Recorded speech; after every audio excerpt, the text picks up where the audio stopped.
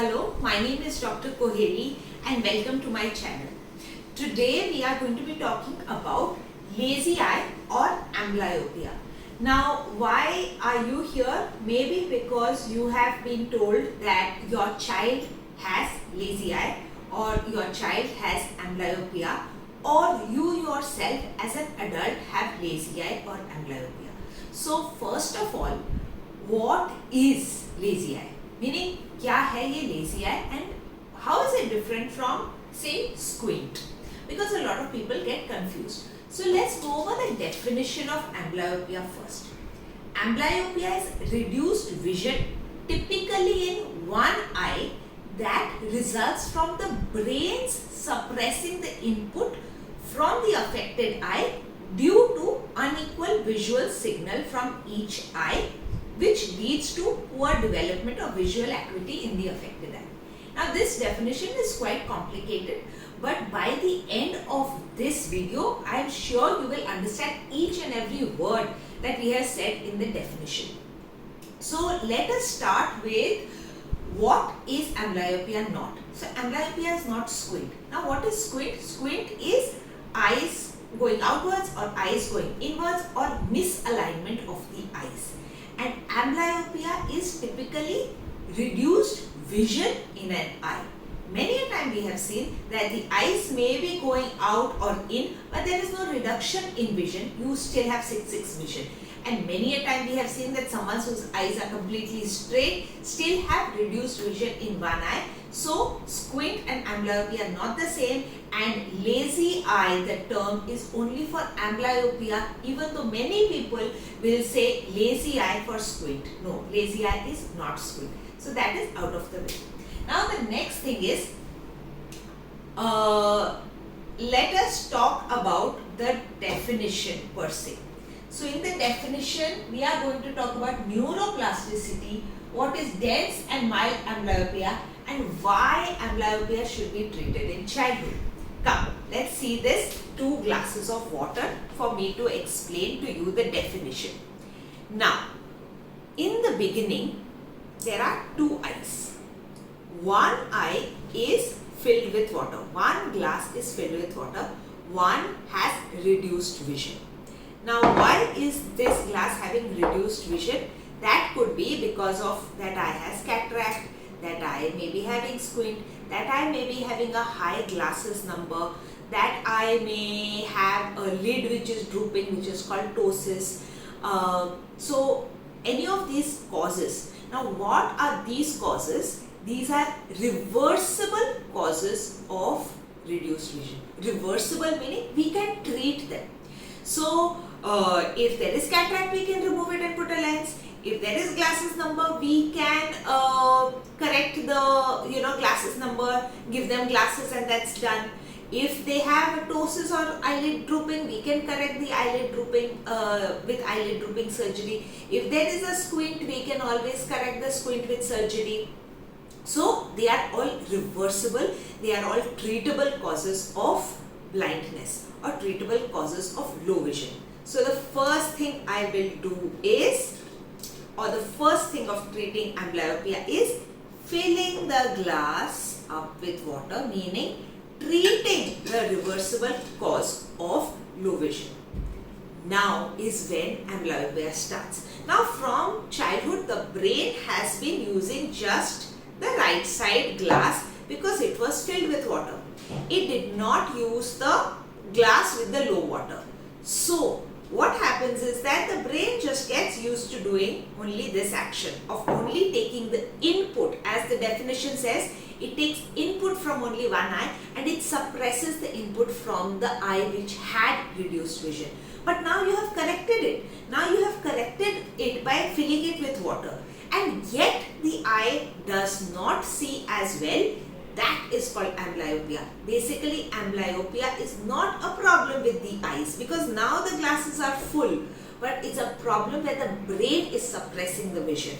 And so what do you do in this case? Now that both the glasses are full, you start to patch the good eye. The eye which was the right eye, which had a glass filled with water, and you close this by either putting a patch on the eye or using atropine drops or doing some kind of shield or something, where you start to close the good eye and force the brain to use the left glass. So then the left hand starts using and the left eye starts using, and this builds a neural circuit in our brain, in our eyes, from our eyes to the brain, and this is called neuroplasticity. So now you've understood what is the difference between treatable amblyopia will only happen in treatable causes. It's not a problem with the eyes, it's a problem with the brain circuitry and neuroplasticity. So that is why neuroplasticity is important. Now we go into the next thing, which is why do we need to treat it in childhood? Because neuroplasticity is best in children.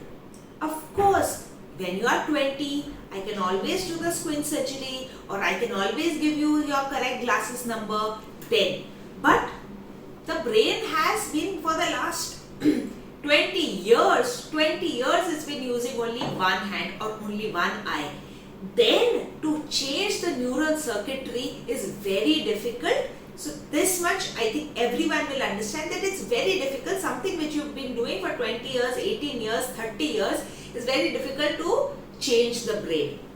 So because neuroplasticity is lost. That is the very most important reason why you need to treat amblyopia in childhood. So you need to build this circuitry as soon as possible. You need to correct the cause of treatable blindness early and start the circuitry soon. So the next point, we go to dense amblyopia versus mild amblyopia. So is every lazy eye the same? Will every child benefit the same from the treatment? No. That is because of mild amblyopia versus dense amblyopia. So what does that mean? We again go back to these glasses of water. This is always full. Now this one, imagine it was completely empty. Like there is no light entering the eye at all. That is what it means. That there was no vision at all. What are the causes of that? That is when you have a dense cataract and then the entire cataract was blocking the light entering the eye. That time the eye had absolutely no vision and the brain got absolutely no signal from that eye. So that is called dense amblyopia, and one of the major causes is congenital unilateral cataract, and these children need to be operated within the first 3 weeks of life. 3 weeks. Meaning the child is not even a month old. We need to remove that dense cataract out of the eye and put in a lens, otherwise the eye will have dense amblyopia.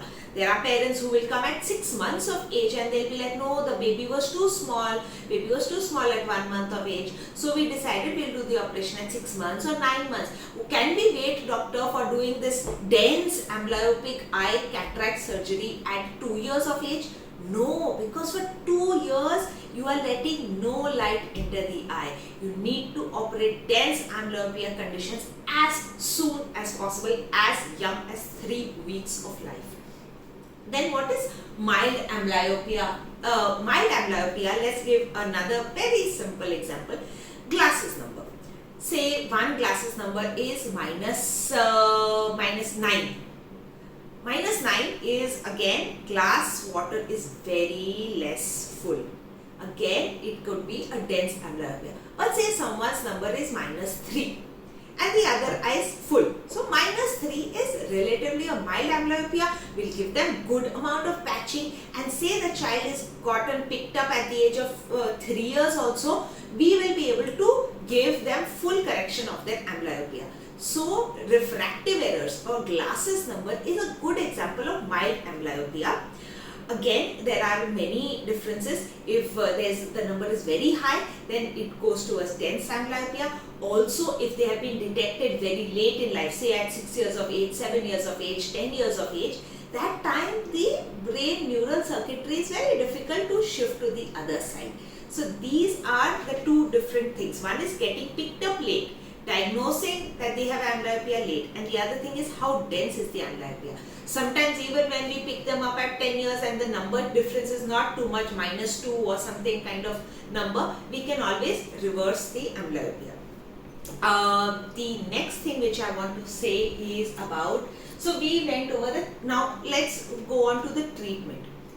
first treatment is filling the cup with water. That is treating the reversible cause of blindness. But before even before we reach this stage is finding out if your child has amblyopia. And how will you know? Honestly, the only way you can know is by getting your child's eyes checked by an ophthalmologist. Why is that? It is because if you are in the car and one headlight is not working or one headlight is dim and one headlight is working, you in the car are not able to even know that one headlight is low. It's only people who are outside will be able to say, "Arey, one headlight is not working of yours." So this basically means is that when one eye is completely gone, is not seeing, even with one eye, the child is able to see. We never check our eyes like this. We hardly ever do that when we are children. And a parent will also not do that. It's only when they come to an ophthalmologist and we check the difference in the eyes, or we check how much water is there in each glass, do we come to know that one glass has less water. Of course, if it's completely low water, you will be able to pick it up as young as 1 month of age also, and we can treat it as soon as possible. But those little ones where you can see a little bit but not so good is best diagnosed by an ophthalmologist. Thus, we go to the next point, which is prevention is the best cure. You have to diagnose early. You have to get your child's vision checked even before 1 year of age and every year after that, because of these conditions which can be treated and reversible. So screening is very important. When you want to screen, as early as possible, earlier the better. And treating is important. Many a time we have diagnosed something like a cataract, like a squint, like a ptosis, but many a time parents will be very hesitant to get it operated because they feel, let's wait. Waiting is never a good option when it comes to lazy eye and amblyopia. The next very important point which I want to raise is treatment of amblyopia. Treatment is, the only treatment is, first fill up the glass of water, then suppress the good eye or make the brain use the other glass. Make the brain use the other glass. How can you do that? The simplest way is, say this water is not even available to you. The only glass you will have to pick is the left one. The other way you can do is by using red-green glasses. Now in red-green glasses, red will see this glass and green will see this glass. So you are trying to tell the brain, see, there are two glasses. You can choose, you can use both. So the brain for a very long time didn't even know that this glass was full. So keep telling the brain, see, this glass is also there, this glass is full. So vision therapy tries to make both the glasses be seen by the person. So in patching, we are trying to say, no, you cannot use the good eye, you can only use the bad eye. And in vision therapy, after the vision has improved a little, we use vision therapy where we introduce both the glasses and say, see, now you have two glasses. You have to use both because then you can be full and get better vision. So that is what treatment is: patching, vision therapy and neuroplasticity. Now what is neuroplasticity? As I already said, as we age, as we grow older, our brain gets set, those neural connections keep getting repeated. But what happens is that we don't use different parts of our brain. So the way to activate our brain, anything which activates our brain and neural connections, is called neuroplasticity.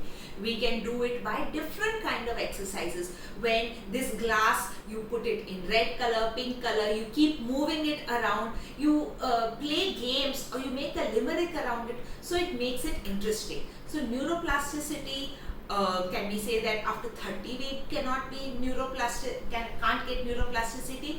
That is a changing. That is the newer advances of ophthalmology, where we are trying to see that if we can bring back certain amount of brain neuroplasticity in amblyopia. But of course, this is a neuroscientific subject, and there are different neurochemicals which we can use, certain tablets which we can use to increase your neuroplasticity, certain activities that you can do, but definitely they are not as good as doing it in childhood. The faster we start doing treatment, that is the best way that we can treat lazy eye. The next thing is also a very important thing is what conditions are not amblyopia. A lot of times parents will come and say, or even adults will come and say, I have lazy eye. When in fact they don't have lazy eye, they have an irreversible cause of blindness. So then again we go back to these glasses of water. Their glass is not full. There is a problem, as we said, amblyopia is not a problem with the eye. The glass is filled, or it was empty, but we filled it, we corrected the problem. But when you have a problem which cannot be corrected, which is at the eye level, which cannot be treated. What are those conditions? You had a ball injury in the eye, there was a retinal tear, there was a scar on your macula, your lens is completely stuck to your iris, there is some corneal damage. Now that trauma or big traumas are irreversible causes and they are not a lazy eye. They are unfortunately irreversible. Or you had a congenital macular scar when you were born, or you had a macular degeneration which is happening in your eye. So these are all causes which are irreversible and therefore they do not fall in lazy eye or amblyopia, and patching will not help them in treatment. Yes, many times they will be like, should we patch the eye? Will the vision come back? No, because the water is not full. We have not filled the glass, meaning the vision is low in that eye particularly. Another point I want to raise is, can both eyes be amblyopic? Yes, they can be amblyopic. Imagine someone who is born with both eyes congenital cataract. Both eyes have not got any vision. So when we correct them, we have to correct them fast, and they are both amblyopia. But there is no suppression. See, the brain is not going to suppress. The brain has never got any vision from the from both the eyes. So when you put the lenses, definitely the eye will want to see, and the amblyopia is better treatable when both eyes have low vision. So as I said, in 3 weeks we have to operate someone with congenital cataract, but we can operate both eyes congenital cataract up till the age of 3 months. That is because amblyopia works on the principle of the brain choosing one eye over the other. When both eyes are amblyopic, the brain has a choice of choosing any one of them and choosing both of them also. So say someone's glasses number is -2 in one eye, -6 in the other. Both eyes have low vision. We correct both eyes, we give -6 in one, -2 in the other. Then the eye sees, oh wow, I have 2 eyes, okay. The brain has the choice of taking the information of both the eyes, and there is then no amblyopia after a while because they see with both. Or the -2 eye gets picked up better, faster because it had mild amblyopia, and the -6 eye takes a little more time because it has dense amblyopia or denser amblyopia. So in that condition, let the vision pick up to 6/6 in at least one of the eyes and then start patching, or the best option over there is to do vision therapy, because then the brain can take up information from both the eyes. Last point I want to talk to you about is alternate medicine. A lot of parents, a lot of patients are very keen on trying alternate medicine when lazy eye is there. First and foremost, if you have treated the cause of irreversible blindness early in life, that is at the age of either 1 year or 2 years or 3 years, and you've given them the glasses and treated the condition, then definitely amblyopia will be reversible. You don't need to try any alternate medicine. What a lot of people get confused between is, we will try alternative medicine to remove the glasses. No. That is saying that we will try alternate medicine to remove the water from the glass which we have filled. Putting the glasses is treatment for amblyopia. Putting the glasses is actually filling your glass with water. Without wearing your glasses, you cannot say that we are now going to treat only the lazy eye. The first thing is to fill the glass and then make the brain see with that eye. So many a time what I have seen people trying alternate medicine like some kind of Ayurvedic treatment and trying some kind of tablets or some kind of nutritional herbs. Nutritional herbs, will they work for amblyopia? They may work. Why? Because of neuroplasticity. What if that herb or that kind of Ayurvedic thing has something which stimulates the brain connections? For sure, why can't you? Can always try, definitely. See, we are trying neuroplastic tablets, so you can always try neuroplastic herbs and all, but that is for the neuroplasticity. Do you still need to wear your glasses? Yes, because you have to fill that glass, no? So first you wear your glasses, then try whatever alternative medicine you want to try over and above what you are doing. Can I just take neuroplastic herbs and all and not patch the good eye?